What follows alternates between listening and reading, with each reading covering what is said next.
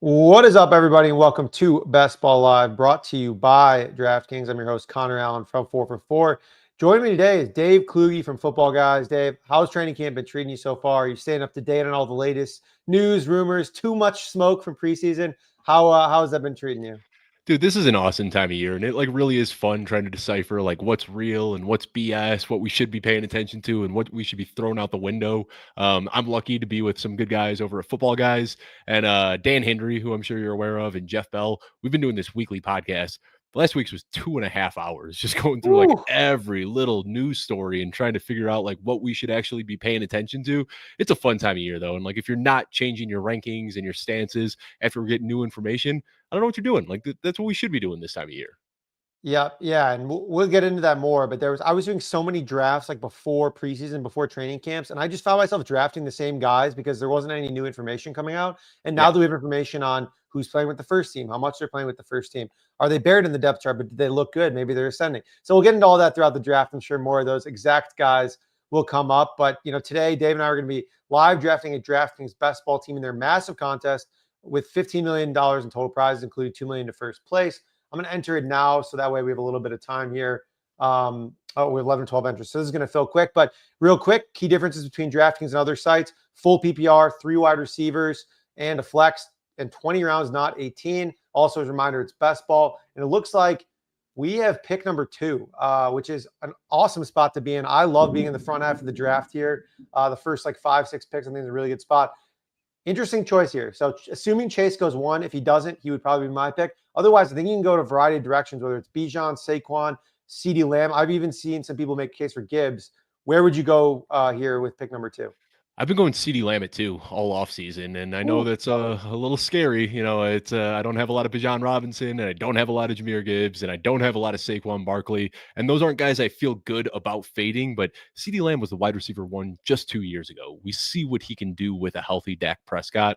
So I've had him as my 102 for the last few months. And I also like drafting him because it does feel like you could still get a lot of really good running back value at that 2-3 turn. And those guys are starting to get pushed up now. The days of getting Chase Brown at the end of round 2, that's not happening quite as often as it was. But I feel like starting with CeeDee Lamb, you can still get good running back value. And there's just so many different ways that you can go with the early rounds this year.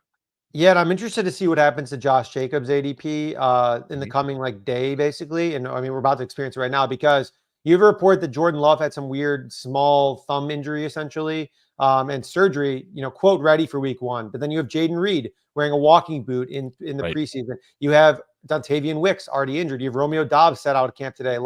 We saw last year when the Packers, without Jordan Love and with Jordan Love injured, they went massively run heavy. Mhm. And I think that LaFleur is sharp enough that even if they're not necessarily a great passing team, that they can scheme an efficient running game. So I think Jacobs is well worth a 211 pick, or Oh, 211 pick, absolutely. if not even higher at this point. And sometimes these drafts are weird too. I've been in a lot of drafts where I start with CeeDee Lamb with my first pick at 2 or 3 overall, and then somehow get Jonathan Taylor late in the second too. Every draft is so different, and it seems like running back value always falls into that pocket. So that's why I'm not too scared starting off with CeeDee Lamb here. You also talk about Josh Jacobs, though. We did have Marshawn Lloyd, which sounded like it was a serious injury. Like people Yep. overreacted when this news just broke. He's already back at practice. He's doing fine. So we might see Marshawn Lloyd involved a little bit more this year than we saw any running back involved last year.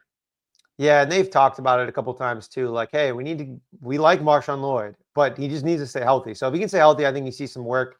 And then best ball on call here mentioned, feels like Dallas will have to throw it given running back room. Yeah, I totally agree. I think I say this every single time we come on the show or any show that I'm on, but you have Dallas with the defense that's questionable at best, and with a running game that contains Miles Sanders, Jaden Blue, Javonte Williams behind middle of the pack offensive line. And so now you have, I think, CeeDee Lamb, Dak Prescott, George Pickens is a massive upgrade too, and a perfect complement for them. So I can't be more bullish on the Cowboys. I want one of CeeDee Lamb or George Pickens in basically every draft that I go into if I can help it. And so like you said, I think between the top couple here, CeeDee Lamb could easily be the first overall pick in a variety of years if Jamar Chase didn't just score 400 points and still play on an offense that's going to throw every play, right? And I was doing a draft last night with Sigmund Bloom, and one of my favorite round 20 targets has been Kevontae Turpin. He's been getting a lot of smoke out of Dallas camp. And again, you talk about how bad the running back room is. Can't you see him drawing up like some screens and end arounds to get the ball in Kevontae Turpin's hand? Because there's no explosiveness elsewhere there. So, could totally just be burning a pick. But a lot of times when I do this, starting off with CeeDee Lamb, and then I'll get Dak Prescott at the 8-9 turn. And then that 20th round pick is just an easy one for Kevontae Turpin. Yeah, I mean, I think they just might not have an option. Like they're gonna have to Like, figure out something in the running game to keep teams honest. Like as much as I would love for them to throw 45 times a game and just chaos to be ensue and Dak Prescott to throw for 5,000 yards, I don't think that's a realistic like team strategy there. So I'm not expecting that. But yeah, overall, definitely expecting more pass happy from the Cowboys. I like the Turpin call there, and I didn't get a chance here with the league starting so soon. But DraftKings, we added a QR code to the overlay. Awesome offer for all customers. Draft one, get one. Enter a lineup into the $15 million best ball contest for just $20 like I did. And you'll score another best ball ticket to play for free for your share of $15 million. So scan the QR code, look at the show notes, whether it's podcast, YouTube, and you can go for it there. Overall, the draft has been pretty standard. Usually, I mean, I played in a lot of DraftKings drafts. There's usually like one or two teams where within the first 2 rounds, I'm like, okay, this is like a dead team. I don't know if you've seen the same though. oh yeah, yeah. It's been fun this year. I feel like for the last few years, I've just been playing on the same website, and this year I decided to really branch out. I've been playing a lot on DraftKings and then a bunch of other sites as well, and it's fun playing on different because there's different ADPs, there's different little rule changes here and there across different sites. So I feel like this offseason has really like reinvigorated my love for best ball just by playing on a bunch of different platforms. And DraftKings has probably been my home base. I think I've done more there than anywhere else. Yeah, totally. I think I've always like I would consider myself someone who dabbled in best ball. Like I would play 40, maybe 50 teams a year, something like that. This year I'm going to max enter this tournament, max enter the $3 one obviously as well. It's like 20 entry max. And so That was a slog doing that. I did that $3 one as well. It was fun, but you're like, where's the time benefit here? Like I'm spending a lot of time for these $3 entries, but it was fun. oh, totally. Yeah, and I ended up there's a couple of them where I found that doing slow drafts, it's actually better to have like 10 going at once instead of like 2 or 3 Yeah. because I miss a notification or I'll just have something going on.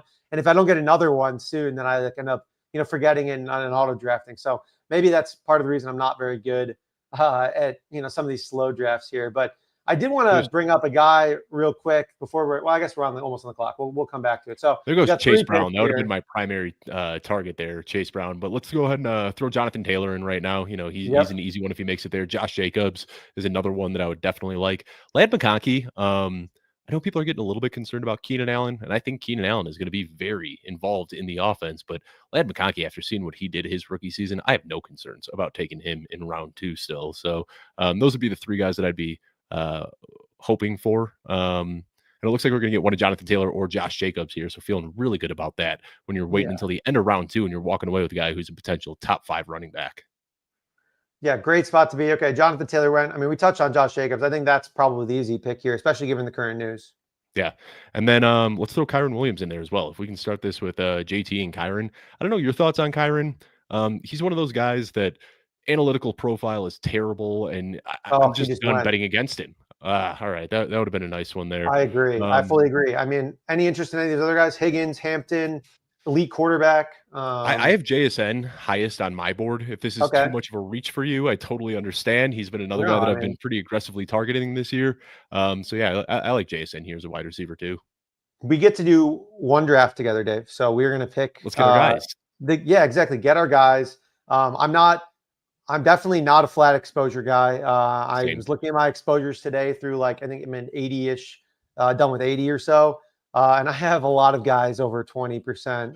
A couple, I have like 2 over 30, which You got any is 50? Because I was not. at 52% Keenan Allen, and that was a scary one. I was Ooh, really happy when he signed with the Chargers.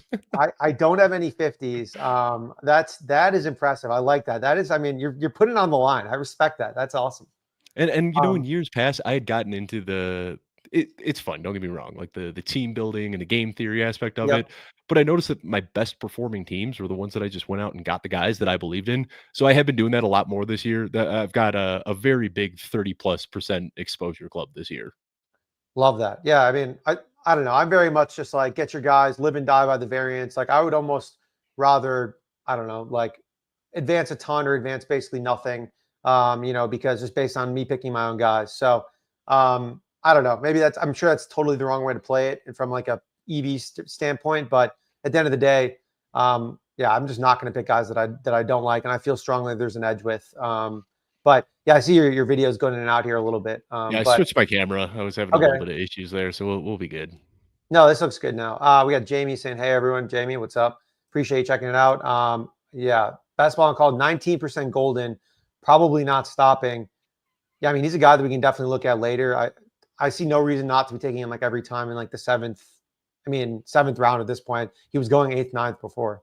Yeah, he's a guy, and it's always fun when you're ahead of the curve on those guys too. Like Golden was a guy that I was drafting aggressively. Stephon Diggs and Ricky Pearsall were both guys that I was above 40% on. So Jeff Bell and I, we talk a lot of best ball. We do the dynasty show together, but this time of year it's more of like a best ball show than anything else.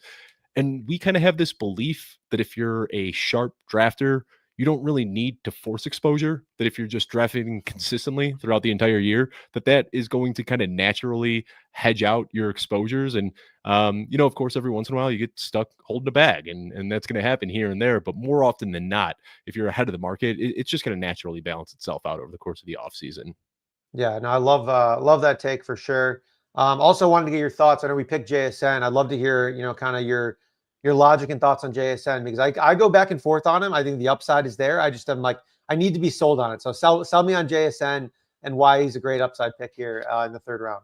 I mean, I do a lot of college stuff and looking at what he was in college, I thought he was the clear-cut wide receiver one in that class, broke his wrist in the preseason his rookie year. So any production after a broken wrist in the preseason for a rookie, I think is something worth noting. It's so hard to come back from a preseason injury. But then last year, we finally saw what he could look like when Tyler Lockett was out of the picture. DK Metcalf got injured. He stepped in as this bona fide wide receiver one, and he was doing a lot more than just the slot work. He was moving inside and outside.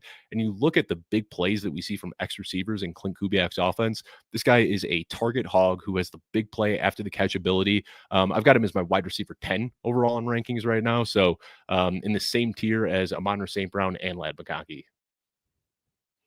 Wow, yeah, I love that. It's super aggressive, but I think that it definitely makes sense. It's one of those things where I go back and forth on the impact of Cooper Kupp. I think he's cooked, but like I worry that they might just give him a lot of slot snaps, which doesn't matter for JSN because he played on the outside a lot at Ohio State as well. Like, I have worries about the offensive line a lot, but can the scheme overcome that? So that's been my wavering. But I think at the end of the day, they're going to throw the ball. It's got to go to someone, and if it's not going to Cooper Kupp, it's probably going to go to JSN. So.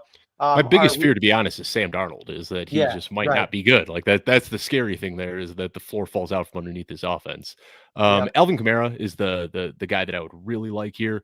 An older running back for sure, but he was the RB2 last year before he got hurt. And there's not much else on that offense outside of Alvin Kamara. So he's another player that I've been drafting pretty aggressively. Travion Henderson, definitely. We can put him in the queue, see if he makes it back to us with our next pick. This is where I feel like running backs dry out quickly. Like if you don't get an RB2 or an RB3 at this point, you're really kind of hoping for those injury away guys. So more than happy to take Kamara here. If Travion Henderson makes it back, more than happy to take him as well. But if we start looking at some of the receivers here, if Henderson doesn't make it back to us, Calvin Ridley and Jalen Waddle are the two that really jump out to me.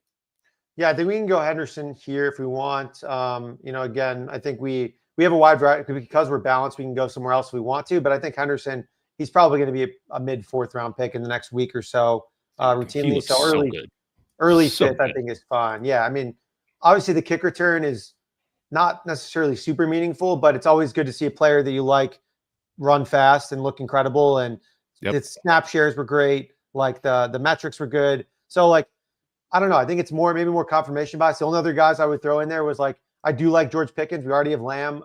Sometimes I've done both. Sometimes I've done the other. It's really just depends. And I love Waddle, like you mentioned there. Love Calvin Ridley. I think this is actually just like a great range. I've actually been naturally gravitating more towards wide receivers because I love like all those guys that I mentioned and starting to mix in more Travis Hunter. Like if he's going to play 80-something% snaps on offense, like the ceiling is massive. The floor is still really low. I mean, there's a chance he just isn't as good of a wide receiver. Doesn't receive the manufactured touches, but the upside, if he does receive manufactured touches and plays a lot on offense in the Liam Cohen offense, is pretty massive. So been I mixing mean, in what some we of them saw as was him well. playing out of the slot, and we saw what that slot role in a Liam Cohen offense looks like last year with Chris Godwin. So, I think people are really, I'm going to sit here and just hype up Travis Hunter after we just passed on him, but wanted to get trivia on Henderson in this one. But Travis Hunter, I've got him as my wide receiver 20 in rankings this year. I just see him, I don't even think it's like a remote possibility. I think it's likely that Travis Hunter ends up getting more targets in this offense than Brian Thomas Jr.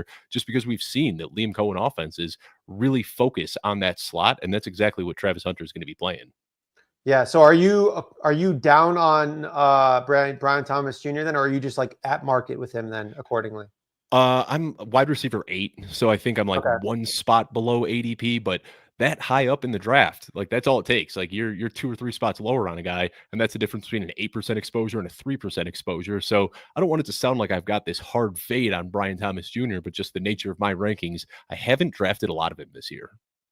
Yeah, and that makes sense. I have some of him in this range. It's like differentiating between this group of wideouts has been really interesting because you have Neighbors who's basically injured every other day. You have Puka Right. dealing with the Stafford stuff, and like that obviously is like a massive domino either way. Drake London has apparently been seeing a ton of targets in practice, but again, like his target shares in 2 games with Michael Penix was outrageous. It was like 31 targets in 2 games. Is that stable? And then you have Darnell Mooney stuff coming out today about like when is he going to play, if at all, this season? Like, we have no idea.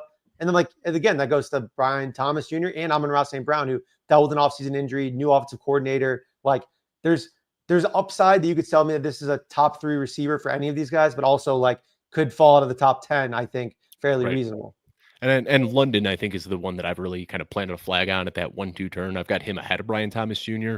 So a lot of London. And I did knock Lad McConkey down a few spots after Keenan Allen, but earlier in the offseason, I had Lad McConkey ahead of Brian Thomas Jr. as well. So was getting a lot of Drake London, a lot of Lad McConkey. And that's, the unfortunate part about planting a flag is sometimes you're ahead of the market and sometimes you're spending the 13th overall pick on Lad McConkey, who you can now get at the 2-3 turn. Yeah, totally. It's the nature of the game here. This guy's team over in the 12 spot. It looks like he's got a stochastic logo. The Waddle Hunter turn is, chef's kiss. Love that at the 5-6 turn. And then getting some upside guys with Worthy, London. I love Kittle this year.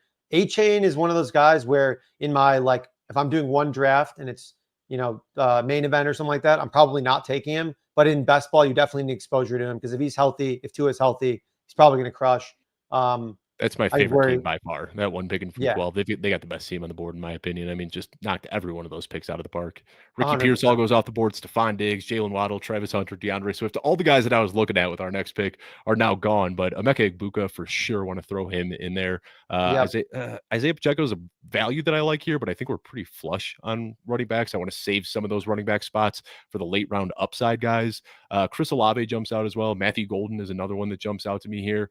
I don't want to force positions, but this is definitely, I'd probably want to go wide receiver with these next 2 picks.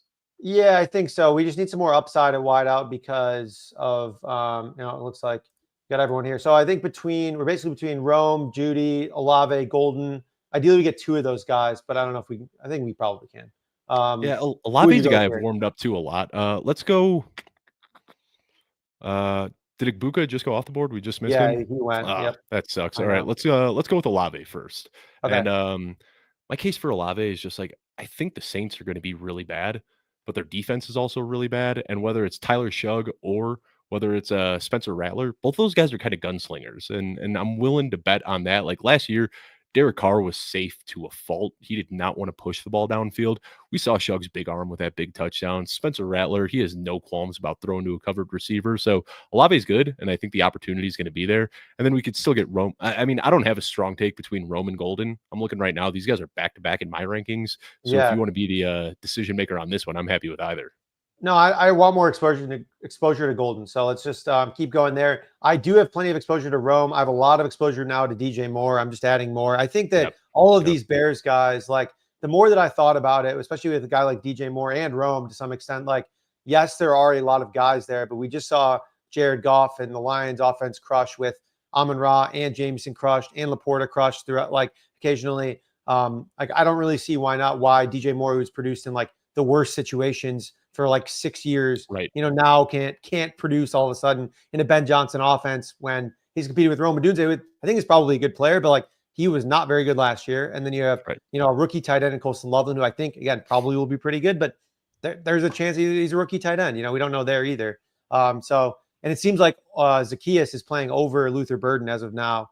Right. How And I long that expect lasts, that to I don't know. change at But some point. But yeah, yeah, with the DJ, I just had that conversation on my podcast this morning too, where like, I think one of the faults that I have in my analysis, and I think a lot of people do, is shiny new toy syndrome. And you see right. Luther Burden, and you see Colston Loveland and Roma Dunze, and we tried talking ourselves into like, well, Luther Burden, he profiles to be the slot guy. He could be a supercharged Amon St. Brown, and Roma Dunze could be in about, and you do all this thing, and then I just kind of zoomed out over the weekend, and I was like, what am I doing? Like DJ Moore is so good, and he is going to be the wide receiver one here. Kind of kicking myself for fading him earlier, so now I'm trying to like make up for it by drafting as much DJ Moore as I can. Yeah, I've been taking him. He's like a major target of my mind in like the mid fourth round, even early fourth round. I've taken him. Just like again, yeah, like you said, like he's just going to be a guy who produces. Like there's very little risk outside of like an outright benching, maybe. Like there was the weird body language report that came out, Right. which he got out in front of. He apologized for, et cetera. Which I mean, it was true. Like he had terrible body language last year. He was throwing his hands up every time Caleb chucked it out of bounds and like looked Walking off pissed, the walked field off. mid play. Yeah, Yeah. right. Like I don't blame Ben Johnson for calling him out, but it seems like he's responded well. And if as long as he's still playing, like he's going to catch balls and he's going to be efficient. And I think he's a massive steal in the fourth. So yeah, the Bears, I don't want to say they're going to win a ton of games, but I think their offense is going to be pretty fun and be somewhat interesting. Yeah. Now, there's a player that I've been getting a lot at this next turn here. I don't know how you feel about Mark Andrews. Still gave us a top 5 season last year. It seems like everybody has just kind of written him off for dead because they remember week 1 where Isaiah Likely stole his job. But you look over the rest of the season, Mark Andrews is still Mark Andrews. And he's one of those guys that I think is just very mispriced right now. So I'd like if we can get him with our next pick for sure. Yeah, I think that's an interesting look. It's one of those that I had some exposure and then started ramping that up with the Likely injury because I think people underestimate preseason injuries. Like the amount of times like that a guy just gets injured preseason and just like sucks or just like never comes back well or like isn't used as much and people are like why isn't he used as much or like I mean Isaiah Pacheco was like the worst running back in the league when he came back when like but I still think he could be a good pick because now he's a value. He's like in the 8th round or 7th round, whatever on all this stuff. So like injuries impact people so much. And so I think that now Andrews went from being like, I think a good pick to now being a great pick. Another guy that I was going to throw out there who I've been taking a ton of, Tyler Warren. He's one of my highest exposure players. Obviously the preseason debut was, again, just confirmation bias, but I think he's an alpha. He's a stud. If they use him at all, like they did at Penn State with designed carries, designed QB stuff, I mean, he's going to absolutely crush. So I think him in like the 8th, 9th, 10th round has been great value all year. I think almost every single draft I've left with one of Mark Andrews, Tyler Warren, Colster Loveland, or Tucker Kraft. That's just like the tight end shred zone for me. Like I'm trying to leave with one of those guys because I think they all have top 3 upside. And we just got sniped on Andrews, of course. Maybe we got stream sniped. That's very possible. Maybe. That's why you tune into these shows. Yeah, exactly. Dak we got to throw Dak in there for sure. Yeah. Yeah. Otherwise, I mean, I think Warren has more. I've kind of come around on him a little bit, and he just went, of course. So I don't even have to bring that up. Yeah, no Reed, no Josh Downs. Those guys aren't even on my radar. Jaden Reed with the injury, that scares me too. J.K. Dobbins, like one of the best picks early in draft, but he's gotten so steamed up now that it's hard to click his name. Dak is the obvious guy here. Might even want to, again, not force it, but take a look at the wide receivers. I feel like when you're drafting from the edges, you do have to reach a little bit. Like you play the ADP game too much and you never get your guys. So Michael Pittman here, gosh, I don't feel great about Pittman. Did Dak just get sniped? Yes, he got taken. That's why I groaned. That's brutal. That's tough. All of the guys in our queue. Yeah, I'm fine with any of these receivers. Pittman, Higgins. Let's go with Pittman. He's like quietly an alpha, and I know like Warren is probably going to be the guy this year, but Michael Pittman is second in targets over the last 2 years, and he did that last year with a bad back, like was still able to do what he needed to do.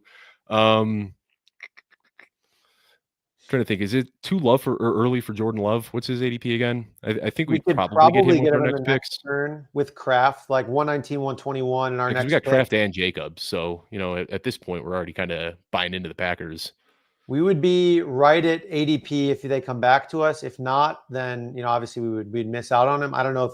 Let's play with some fire. Let's have some fun and see if we can get another wide receiver here instead. All right. I mean, I think that it's a little early. I don't like any of these wide receivers. No, I don't like any of these guys either. Tight end, nope. Loveland, maybe I would consider. Yeah, let's do Loveland because that opens us up. If Yeah, we get sniped on Love, we might still be able to get Caleb Williams, which I don't feel great about. But I'm sure you're from Chicago. You've seen yeah, all of the reports about Loveland. I mean, they are just gushing about him. Did you hear what Adam Hogue said? That when he saw him on the practice field, he said he hasn't seen a pass catcher take over a practice like that since Brandon Marshall was traded to the. I mean, just a love that. comp to hear. Yeah, about Colson Loveland comparing him to Brandon Marshall. That's just a wild comp. Yeah, and I mean, there was all like the pre-draft comps of like Loveland to Laporta. Obviously, like the comps now make even more sense with Ben Johnson using him there. I mean, he's going to be just a great like move. I mean, maybe he's their slot guy. Like that's like I think it's Right. going to be a mix of like all that and more. So yeah, like I think that Loveland can absolutely crush as a rookie. And so yeah, we're getting him in like he seems to be well past his offseason injury at this point. So we're getting what 10th round, I think 9th round, 10th, yeah, somewhere in that And I think spot. that was So one where ADP, like right after the draft, I was concerned about Loveland because I'm like, they already got Cole Kmet here. This yep. kid's coming back from a shoulder injury. I don't know if he's going to be able to bounce back. I had a lot of concerns. Immediately put to rest though once camp opened and he was just completely taken over. And he's one that was so depressed because of those concerns. I don't think he's ever really going to land where he should be. I think he should be going right alongside Tyler Warren, but he's regularly going a round or two after. Yeah, totally. And I think he's like, I love taking these big swings on this, like that tight end group. Like, I think he fits into that with like Kraft for me, where I'm taking Yep. like, him, Kraft, Warren, trying to get at least two of those guys. I've also even done like a Kittle, Warren, Kittle, Loveland, and just like left it at two, which I know the general build is like 3-6-8-3. But I don't know. Again, I feel like both of those two guys are just so good that you could easily have just like an elite tight end room and then help improve like your running backs or quarterbacks or wide receivers. So And I feel like this is the area of the draft typically where I start looking at quarterbacks. And a lot of times I'll just go like 3 straight quarterbacks here just to close them out. We yep. got some nice options for stacks here with Caleb Williams and Jordan Love and Drake May. And then if we miss out on those guys, we can even wait a little bit later, kick it down the road to Sam Darnold or whoever. But we've got some nice correlated stacking options coming up here with these next picks as well. So I think if we could walk away with 2 of these 3 quarterbacks, Drake May, Caleb Williams, and Jordan Love, I'd feel pretty good about that. Yeah, and Drake May, it's so interesting to see what they do with his whole, rushing ability. He scrambles a lot. He had one design carry last year, Mhm. but still ended up running for a ton of yards. McDaniels has called it out multiple times, but has said that they want to keep him healthy. So it's like we don't want to do it, but I think they also want to win. So I think at some point it will come alive. It's just a matter of when that happens, and if he's like maybe they trot him out for like 3 carries and 4 carries and just see how he holds up to that kind of workload. But if he gets any design work at all, like I mean, Drake May is going to go nuclear, I think, in the next couple of years here. Nothing So you I think probably don't already know, but Drake May was 6th in rushing yards per game among quarterbacks last year. Lamar Jackson, Jaden Daniels, Anthony Richardson, Jalen Hurts, Kyler Murray, and then Drake May. Like that is not the name you crazy. expect to see on that list, but he did it last year. Yeah, it looks like both of those two guys just went. In terms of other stacking options, we could try and go with Love and Kraft. Which I I'd mean, love. We got to remember the guy at the turn 2 just took Jaden Reed. So I think we got to take Jordan Love here first, or we run the risk of getting sniped on Jordan Love. I think Tucker Kraft would be more likely to make it back to us than Love would. So if both are on the board, I'd take Love ahead of Kraft. Yeah, I tend to agree. Also, we're in a spot where we have Matthew Golden and we have Josh Jacobs. Looks like Kraft just went. If we took Tucker Kraft, we'd have 3 Packer players, and if we got sniped, then we'd have no Jordan Love, and that's Yeah. fine, but not ideal. It's like not a great spot. Joe Jelby 78. If you take Jordan Love, I'm gonna find We're you. gonna have some problems. Oh my Oh God, my no god! way! You gotta be Are you kidding me. kidding me? That I, is I think we got to crazy. force a quarterback at this point, though. Like Okay, I mean Herbert. I like Herbert. I love Herbert. Yeah, I mean, Okay. there's I obviously mean, concerns let's just without roll Herbert. That's fine. Rashawn It's Slater, but yeah, it is what it is. That sucks, man. That was oh, brutal. Getting what a sniped. Is bastard. that the same guy that sniped us on Dak earlier too? Probably. I'm gonna send him a This is hate just some letter guy later. watching our stream right now saying, "I'm just gonna ruin their content." Who do we want to go in the wrap here? Do we want another quarterback? I mean, do we I feel like want? we almost need to force it because if we don't, It gets ugly. yeah, if you play I want to wait on quarterbacks, but I don't want to wait on my QB2s and my QB3s. Like I don't want to be taking that early, like dipping into the Baker Mayfield and the Jared Goff tier. But I feel like if you don't pay up early, so the the only like late stacking option with Lawrence is Diami Brown, and I'm not crazy about that, but I think just in a vacuum, I think Lawrence is going to score more points than everybody else on the board here. So let's go with it. All right. I'll go with T-Law. We're going Oh, with that's the brutal, naked man. Herbert and T-Law right now. It's not standard, but I mean, to your point, like really the quarterback options here get pretty gross after. We would have had to do, maybe Tyler Shug with Olave or like maybe one of the Indy quarterbacks, which is disgusting, or Sam Darnold with JSN, like which we still probably should mix in one of those guys, but Mhm. yeah, Yeah, we're we're gonna be looking at Keandre Lambert Smith and Will Disley at the end of this draft. yeah. It's Trying to funny think, because I Trey mentioned Harris is probably still available, but he's a guy that I'm just looking at probably a blank this year. Like really concerned with Keenan yeah. Allen. Maybe if Keenan Allen gets hurt, it opens up an opportunity. But I'm guessing Quentin Johnson is already off the board, right? Let's see I here. think Quentin Johnson probably QJ's has. still there. He's still there.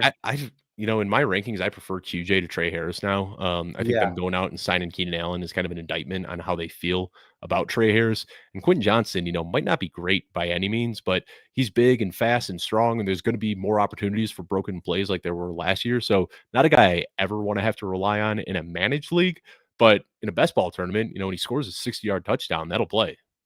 totally. No, I agree, and I think QJ stinks, but he's going to play a lot, and the Right. coaching staff doesn't seem to agree with me because they keep feeding him targets and design plays to him, and it keeps clanking off his hands. But as long as he's seeing those targets, all it takes is a couple, and he'll be popping in our lineup. So yeah, I Uh-huh. definitely agree there. All right, so we're at 2, 3, 5, 1. Jacobs, Kamara, and obviously, I think where's our Henderson.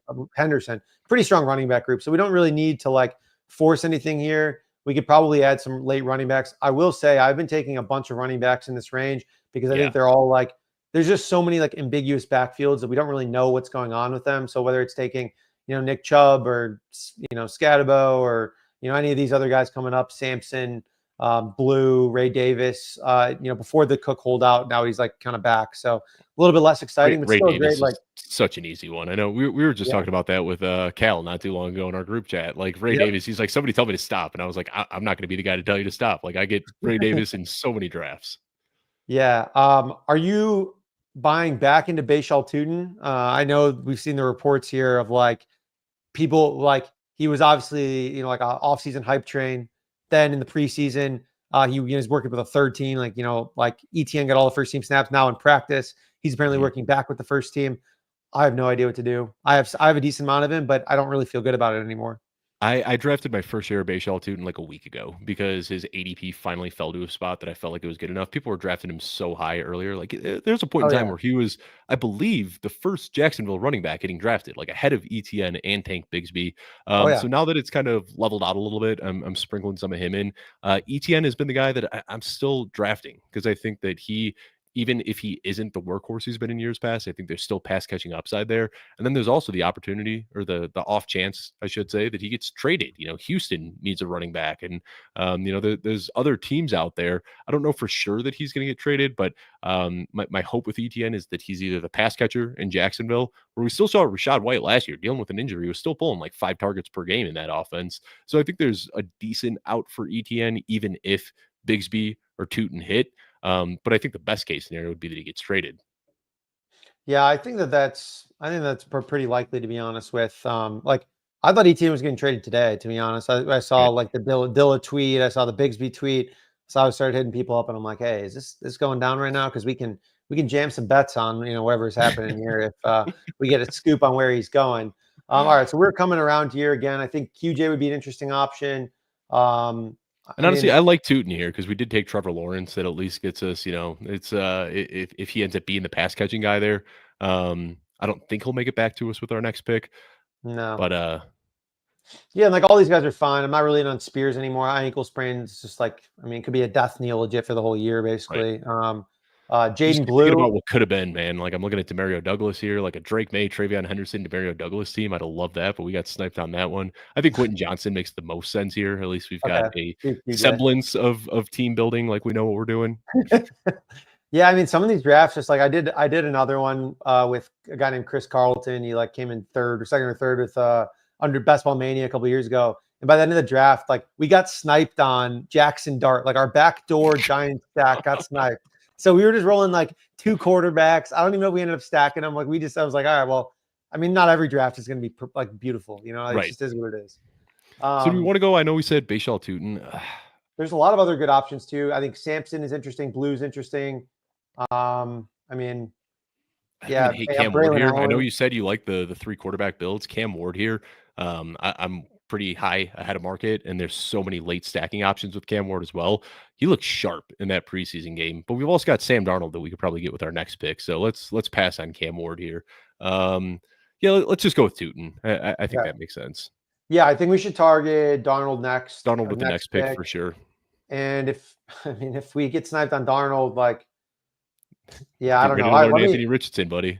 let me give you my spiel on Jackson Dart. We got a late Jackson Dart Oh, stack. dude, I love Jackson Dart. Yeah, let's hear Oh, yours. this is great. All right, so um, I'm at over 20 something percent on Jackson Dart, which sounds crazy, but because if you look at the Giants' schedule, and I pull this up a lot here, it's like one of the craziest things you will see because I'm going to share this tab instead real quick here. So this is a look ahead lines here for the whole season. So you have the Giants right here, Mhm. at Washington, at Dallas, against the Chiefs, Chargers, against the Saints, I've been Philly, saying week Denver, 4. I Philly, think we see San Dart Fran. in week 4. Like They could start off 0-3 and have to turn to Dart in week 4. this is what I'm saying is that, like, I think Russ is going to play fine and not be like good, but not be bad. But like, I mean, there's a good chance that they're like 2-6 or like 2-7, Yeah. and maybe even 0-4 to start. Like, they're significantly worse team than all these. They're better than New Orleans. That would be a great landing spot. But like, I mean, it's rough. But the point is that, like, you're going to get Dart when the schedule opens up a little bit more to the end, and he's Yep. going to be in the playoffs. When you win money here. So like, he's your third quarterback. He's probably like your 19th, 18th round pick. You can stack him with Neighbors. You can stack him with Slayton. Mhm. And Theo Johnson. So I've been doing some like backdoor stacks. If I like totally whiff on quarterback, like, I think we're in a good spot to not take him here. Hopefully, but it's kind of one of those things where the more I think about it, I'm like, I just would be shocked if Russ survives more than like 8 or 9 games, because they're going to be just like, yeah, like they're going to win 2 games. Yeah, and Dart also 1,500 rushing yards over the last 3 years. Like, very sneaky rushing upside there as well. But no, I can't tell you how much time, like an absurd amount of time, just looking at the Giants' schedule this year, trying to figure out like when it's going to happen. And I really think they could start 0-3, and then they get a home matchup against the Chargers. They've got that brutal stretch in the middle of the season where it's a lot Yep. of really tough games and a lot of tough road games. So I think they might even look at that. Like, if Russ isn't playing well, they're not going to want to make that switch mid-season when they're playing on the road against Philly and like they've got really, really tough matchups. I think we could see it a lot sooner than people expect. Yeah, and I mean, obviously, if he plays well in preseason too, like, it, the minute that they're not winning games, they're gonna be like, all right, throw him in. And as, like, Dable's on the hot seat, the Yep. GM's on the hot seat, like, you have to show to your, like, ownership, like, hey, we put this guy in, he showed some improvement, like, he's like our future, we traded up for him, blah blah blah. So like, all that stuff makes sense. You can play on one of the pick'em sites. It's like Jackson Dart over 4 games started is like a real line available. So I think Oh, that's wow. yeah, that's a really good look. All right, we're up in 3 picks here. Sorry, I was yapping. I think Darnold, if he's there, we got We've only Joe got the one Jelby tight end before too, us right? again. What's up? Right now, we've only got the one tight end, Colson Loveland. Yep, only one tight end. So we probably need more tight end help here. Johnny's a guy I've been warming up to. I got scared off at Okay. first because of Pat Fryermuth being there, but it sounds like such creative usage, like using him in goal line packages, kind of doing all these fun things with. You've Oh got to my be God, kidding me. Who is Joe this guy? Jelby. It's Joe Who is Jelby this guy? again. Oh, Same guy. Got us 3 times. Like, he's got to be punking us here. God. So who the whatever. Jackson Dart, I guess, is where we're going to be leaning with this one. I mean, unless you want to go Rodgers. I mean, that's the only other viable No, option here. I no, don't. I don't want Okay. Rodgers. God, God. Let's Johnu go then. Johnu here, I guess. All Yeah. right. My goodness. Let's I look mean, at the that is running backs great. too. There's usually some good running backs in this range. Some of Yep. the injury away guys. Jalen Wright definitely jumps out to me. I've been drafting a lot Um, of Woody. I know you're of oh the yeah, opinion that they trade for a running back, which I think is possible still. yeah, By my understanding, they love Woody Marks. He's just buried on the depth chart, so he's not going to help you for a couple weeks. right. But I mean, there's a decent chance Chubb just sucks. All right, what do we want to do here? I like Jalen Wright. I think he looked okay last year in the little bit that we saw. It sounds like he's the clear number 2, and it sounds like they also want to peel back Devon Achan's workload a little bit. So there's obviously contingent upside there. That's what you're really, really hoping for. But you might even get a goal line opportunity here and there because I think he's just so much better at running through contact than Achan is. Yeah, he's one of my highest exposure players right now, which I didn't even know until today when I just checked him because I've just been like clicking him a bunch in the late That's an rounds. easy one, yeah.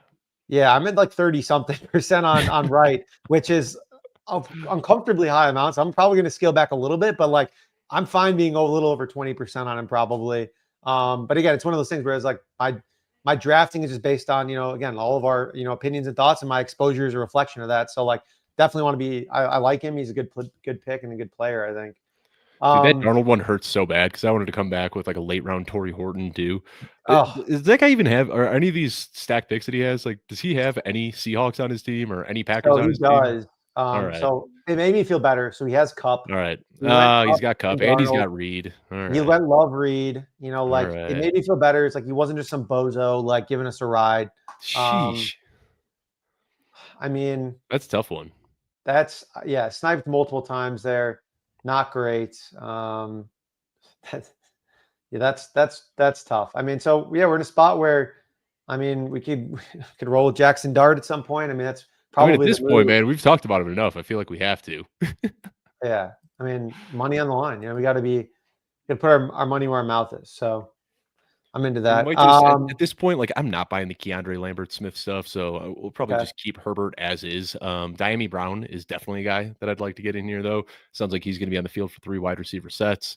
And the way this room's been going, I think I don't even know if we try to play the ADP game and wait on him. We might just have to pay up for him. Yeah, literally. I think that's very possible. We have what, 2 tight ends right now? I think Yeah, adding if we take Dart, Theo would make sense later. I do like Juwan. I like kind of a lot of these late tight ends. Just oh, Damian I love Sanders. Mason Taylor. I don't know your take Yeah, on him, but I love Mason Taylor this year.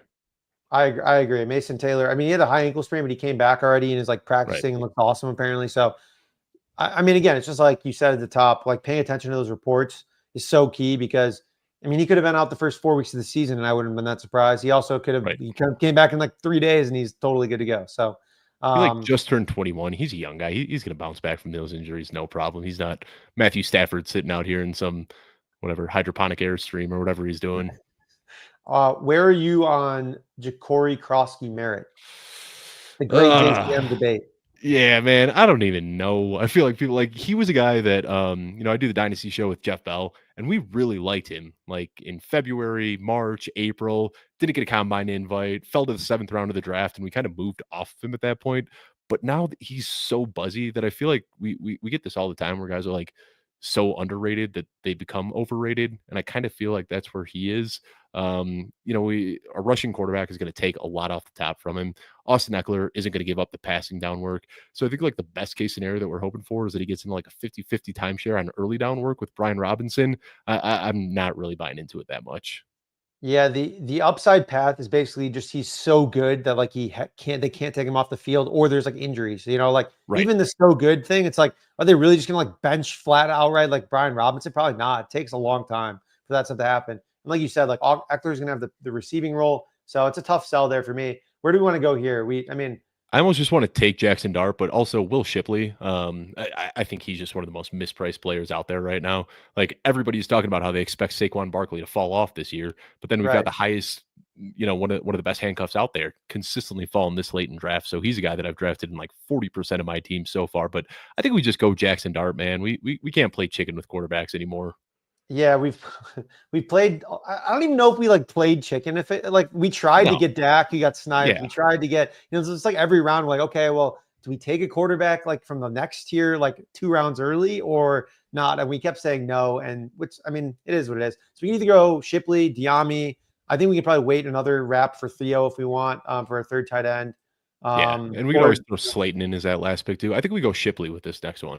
okay, Because right let's now try and do we've got that. how many? We've got We're at JT 3, 5, or 6, not 2. JT. So we need All right. another. I mean, probably another running back, another 2 wideouts and a tight end. Yeah. Yeah, I agree on JCM though. I had a bunch like last round Yeah, this picks. might do we need Shipley here? I mean, we're pretty flush with running backs already. It's just a We, value one that I've struggled so much. Like it's just hard for me to pass on Shipley at his cost. yeah, I agree. I mean, I mean, we could take like a late Sean Tucker or like a late Kyle Manung. How do you even pronounce this? Manungai? Is that what it Monungai. is? I like Monungai. Yeah. Let's go Diami Brown here. Okay. We try to invest something. We've already got Tootin, but now we've got the pass catcher here, and God forbid Thomas or Hunter has to miss any time, then Diami Yeah. Brown is going to be second on that team. So at least we've got a path to potential upside here. Our stacks here are going to be incredible. So disgusting. We got Herbert and do we get any Herbert No. QJ? We Oh got yeah, QJ. That's right. yeah, Herbert QJ, Trevor Lawrence, Deami Brown, and Jackson Dart, and hopefully Theo or Slayton. Those are our stacks. Yeah, that's the game you play sometimes. I will say that if this wins $1 million or whatever it is, $2 million, I mean, we will be legendary. This will be like the ultimate galaxy brain team ever. Like, and we'll be thanking whatever his name is, Jolby, Jolby. Yeah. Thanking him for preventing us for taking the other stack. So, I I mean, will say I've been playing best ball enough now. Like this is my 5th year, really diving into it. And a lot of times when I look back, like the teams, you know how it is. Like you draft a team and you're like, yeah, I smoked every single pick in that one. Yep. Those teams can come in 10th place, and then the teams where you're like begrudgingly taking guys that you don't really want, those teams end up advancing. Like we talk ourselves into thinking that we know how this is going to work out. But every once in a while, it's fun to do a draft like this that pushes you out of your comfort zone and forces you to make some guys that you wouldn't normally pick. Yeah, no, that's well said for sure. Yeah, it's at the end of the day, like you're sweating when you're sweating these teams in the playoffs, you're like, man, what I don't know what I was thinking during this draft, but this is a great team. It's like you got I think what was it, 2 years ago, I had like a Texans Niners one or something like that when CJ Stroud was a rookie. So it was like last round Texans stack that I was like, man, was I just like smoking something or like what was I doing here? But like this is a good team. And so obviously ended up coming. It was a decent finish. Ended up working well, but like it was. I mean, I was shocked that was the team that made it there. So that year, I really liked because I was doing training camp reports for the Texans, and I was very in on Nico Collins and Tank Dell, which meant that I had a lot of CJ Stroud as well. And I've tried applying that logic every single year. Like, what is the the team that everybody thinks is just going to be bad that you can get players on for really cheap? And this year, it sounds gross, but I've been finding myself drafting so many Titans for the same reason because people just like assume. Yeah, the Titans. Like it's what if Cam Ward is as good as CJ Stroud was? Like it's not assuredly going to happen, but if it does, that's going to be the skeleton key in best ball this year. So I find myself drafting like where we're at right now, where we kind of like struck out on some of our stacks. My favorite backdoor stack this year is Cam Ward and then Chigakonkwo. Just walking away, getting a guy that could potentially be second on his team in targets. Cam Ward could be a lot better than people expect. And I try it every year. Haven't recaptured the magic from that Houston Texans season, but maybe one year I will. Yeah, I think that's a great point with the Texans or with the Titans stack there. Like, I mean, the Commanders last year were like a legit bad team on paper. Okay, so we go Theo here. I think Theo makes sense. Mason Taylor already got drafted, right? Yeah. He did. I do like Juwan Johnson too, but I think Theo makes. We're already so flush on Saints too. We've already got and we don't have okay. Theo Johnson it is. I do like. I've been drafting a decent amount of Ray McLeod with my last pick. He's like the boring veteran who's just going to play, and he's not very good, but he's going to be out there like 75. He played 80% of the snaps last year. Had a couple of boom weeks. Mooney might miss some time. Like with Penix, I think there could be some upside. He's like, I mean, he's a straight like double condom pick, but I think he's going to play. He's going to be out there. I was reading a Falcons report today that it sounds like Casey Washington is jumping ahead of him in the depth chart. Oh no, he has really? Kind of That been would be playing. tough. Yeah, so like if that's it, like if we're worried about a guy losing snaps to Casey Washington, I don't know if I want either of them. Kadarius Hodge has been involved as well. I don't know if they have like any clear answer for missing Mooney this year. Man, if he's playing over McLeod, I'm gonna have to start looking into that again. I'm gonna look at that report because that would be tough. All right, so where do you want to go? Running backs though, because this is where you get a lot of those good injury away guys. Taj Brooks is gone. All right, all the good running backs are gone. You talk about all those like early season drafts too. Brashad Smith, I wish so badly I can get back all the teams that I drafted Brashad Smith on because it sounds like he might be on the roster bubble. Any guys here? I mean, we have like 15 seconds ish. Yeah, let's go to wide receivers. We probably should have talked this one through a little bit beforehand. Let's go with Tisla. He's been getting some really good reports out of Detroit. I feel like at this point in the draft, you're throwing darts at rookies and hoping that they can break out. He probably needs an injury to Jameson Williams or Amon St. Brown to really be a thing. But if I'm going to bet on a rookie this late in the draft, definitely wanted to be the guy with like 99th percentile athleticism. Yeah, and I mean, I think that he could still see some time with like. I mean, Tim Patrick's going to play obviously a little bit, but like, Right. I mean, he could easily like leapfrog him. They traded a lot to get him to get Tesla, so yeah, I think that could make a lot of sense. I have a decent on him like mixed in late, but I was kind of just like blindly drafting him based on like draft capital early on because Right. there wasn't any like reports we could go off of. I don't like study a ton of college film outside of like understanding who they are, so I was like, okay, well, if the Lions think he's good, maybe he's good. I don't know. I'm not going to say otherwise. So I kind of have a decent amount of him, but nothing like no crazy stances here. So we're at 3.583. Could take another running back, but I mean, running backs dried up pretty quickly. I mean, one of the Kendra Miller has been one of my guys, but we already went out and got Alvin Kamara, so really no point to do that. Ollie Gordon is interesting, but we've already got Jalen Wright as well, so I don't know if yeah, we we want to do. double up Yeah. on the backs there. Raheem Um, Sanders, if I I do like Najee's Raheem dead, Sanders. Yeah, you do or he's a you do big not? dude. Rocket Yeah. Raheem. Yeah, he was a stud in college, but kind of fell off a little bit last year and subsequently fell in the draft. But I think we might have to go with a wide receiver here because I think that's kind of the weakness on our team. We've Yeah. only got 5 running backs, I believe, right? But they're 5 good running backs, if I recall. Yeah, we got Henderson, Jacobs, Kamara, Tootin, and Wright. So I feel pretty Feel good about okay that with running that. back room. Yeah, Yeah. let's try. I mean, do we want to go with Keandre Lambert Smith and just put a bow on these gross stacks that we've been doing in this one? Probably. I mean, yeah, I might need to go take a shower after this. I mean, this is something. I mean, I feel dirty after the Is draft from Torrey this team. Torrey Horton, is he gone already? I mean, it would have been a lot better if we got Sam Yeah. Darnold, but Torrey Horton, I don't know if you saw the most recent depth chart that came out of Seattle. They had him ahead of MVS already. Like we knew that was the only hurdle he had to clear, and they already made that. So, wow, is it round 16? 16. Yeah, look at Woo! that. 16-9. Wow. I mean, see, the thing is though, is like I like based on that report, like, and if that's true, like maybe that's not even high enough. You know what I mean? Like, Right.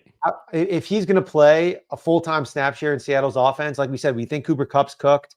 Like, who Right. else is going to catch the ball outside of JSN? I mean, would you rather have Torrey Horton or like Wandale Robinson or Romeo Dobbs or like Oh, I mean, Horton even for like sure. Josh Palmer maybe? I don't know. I think he could even go higher, to be honest. You saw what MVS did last year in Clint Kubiak's offense, right? Like showed up, had like 250 yards and 4 touchdowns over his first 3 weeks there. Rashid Shaheed was lighting it up at the start of the season. That's the role Torrey Horton's going to be in. Like he's going to be that X receiver where it's just going to be nonstop big plays. So yeah, that was a fun one. Hunter Renfro is another one that was on my radar. All the Yep. guys that I've like taken in like round 16, 17, 18 aren't coming back to me these days. But Renfro is one that has been very slept on. You listen to the Carolina beat, and it sounds like he's a lock to make the team, could be the starting slot receiver there, but fantasy people just aren't really talking about him for whatever reason. Yeah, you know who brought that up to me? Maybe I think it was like Davis Maddock or something like that brought it up, and he was like sold me on it like a month, 2 months ago, maybe, and was like, Mhm. "What do you think about Hunter Renfro?" And I was like, "I have not thought a single bit about Hunter Renfro." And I like the logic. I mean, he had like an illness like a year ago, Yep, basically, or yep. 2 years ago, and like just like couldn't play, couldn't get healthy, and now he's fully healthy and apparently cooking guys. Adam Thielen is 35. I mean, he's old as dirt. I think Jalen Coker. I mean, he was like reported on the roster bubble. There's no way that's true anymore. I mean, these guys like Yeah, they he's release Jalen looking Coker, good. that would be shocking, I think, at this point. Yeah. Um, but like Hunter Renfro could easily play over like geriatric Adam Thielen. That would not be surprising at all by the end of the year. So Well, it looks like we're one pick away unless this guy gets us with one more yeah, snipe Joe just Delby, to one more time. Just do it for old time's sake. You got to pick Kendra Lambert Smith. I mean, he's got to do. We have no one else in our queue. Um, just do it it, was Delby. ballsy to just like, a full round out, not even talk about other players, just dead set on getting Keandre Lambert Smith. But he's another guy who like first week of training camp took it by storm and there hasn't really been a whole lot of buzz since. Probably needs multiple injuries to Oh, do anything, but you know Dylan what? Why not? Drummond. Interesting. So we want to go KLS. Yeah, might as well. All right. Man, I wish we had a better showing on this one, if I could be honest, Connor. Sometimes this is the way the cookie crumbles. It's okay. Yeah, you My win some, you camera lose dies some. out. We get sniped on every single pick. What is this, amateur hour? I know, literally, it feels tough. I mean, a rare, sharp room. I think for DK drafts, like no Yeah. one's team is immediately like dead on the surface. It seems like, Everyone but basically followed the same rules. I mean, we got R. Lucas with a 2972 build. That's a little bit, they might be dead. But I mean, yeah, well, unless Tyler Yeah, but Ward if you're pops going up. 2 and it's But Hurts and May, you feel okay about that. I mean, that's kinda, if I can get, like, 2 guys that I have inside my top 12, I'm okay with the 2 quarterback build, and, Daniels and May are both inside my top 12. yeah, yeah. So like there are ways to do the two. I think doing both of the quarterback and tight end at twos like we have over here, it's a little bit of a tough sell, but definitely gonna do like this. 2-6-9-3. That's a viable build. We went with 3-5-9-3. I think that's kind of a unique one too. But again, based on our running backs we talked about, based on the running backs that are available, like we I feel like you shouldn't gotta just go jam 9. running back for the sake of jamming running back. Like those running backs are like basically never going to play. They're like 2 injuries away. They're not even 1 Right, injury away, which right. is it's a tough sell. But I mean, But in our first 5 rounds, we only took 2 wide receivers, so I feel like when you do that, I mean, we didn't, like, completely punt on wide receiver. We obviously got CeeDee Lamb and JSN, but if you're gonna go that route, I feel like you do want a 9 wide receiver build. yep, for sure. And overall, I think the tight end room came together. Loveland, Jonnu, Theo, the late Jackson Dart stack. We did kind of get sniped on Slayton as well, kind of on that comeback.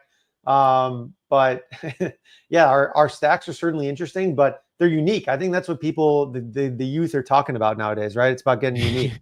Um, Yeah, we got the uniqueness. How about that? Oh man. Well, I mean, I appreciate you coming on. Thanks for your time today, and make sure to check out everything Dave's doing. If you want to give just brief overview of anything you got going on coming up in the next couple weeks. Yeah, everything's just over at Football Guys. You can find it there. I'm doing like 12 shows a week, articles every single week, staying real busy. So footballguys.com. Love that. And as a reminder to everyone, don't miss out on DraftKings Draft One Get One offer. Scan the QR code or look in the show notes. Enter a lineup in the $15 million best ball contest for just $20 like we did. And you'll get another best ball ticket to play for free for your share of $15 million. Thanks for tuning in, everyone. I will be back tomorrow with Neil Orfield for Dave. I'm Connor. See you all tomorrow.